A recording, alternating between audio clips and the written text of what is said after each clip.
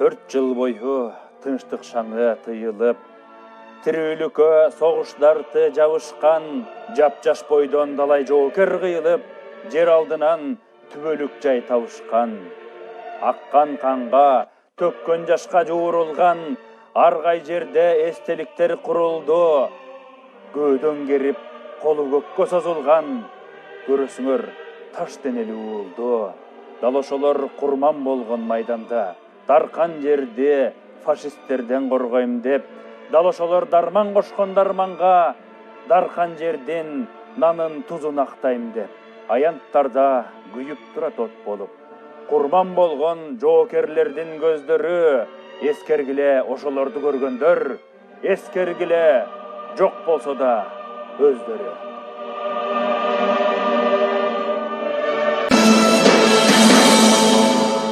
Дүйнө жүзүн өрт алып, кара жалын каптады, кыяндай агып шаркырап, кызыл кандын акканы. Ушундай апат күндөрдө уяттан уят эмеспи уулуңдун үйдө жатканы. Жартыны бөлүп бирдешкен, жан каныбыз бирдешкен, жарым менен коштошом. Бактылаш, курбу замандаш, баарың менен коштошом. Дүйнөдөн каргап жоготкун, душмандын жолун тоспосом. Элине бүлүк түшкөндө, эр жигит шондо сыналат, кедери элдин кетпейби. Дек албай калса кубалап, кагылам журтум ишенген, кара туткан балаңар, кармашкан жоосун жыгалат. Тып-тынч жаткан элиме, душман келип кол салды, бейпир жаткан жеримде кандуу согуш башталды.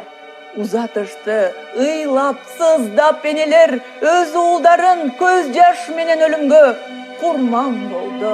Баатыр болду нечендер жашасын деп бизди ушул өмүрдө. Кан согушка апалар да барышкан, өмүрлөрүн тоокелге салышкан, жолборс жүрөк жоокерлердин жара аттарын тамышкан. Танк алдына тайманбастан барышты.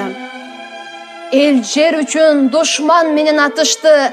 Эч тайманбас биздин баатыр аталар элибизге жеңиш менен кайтышты.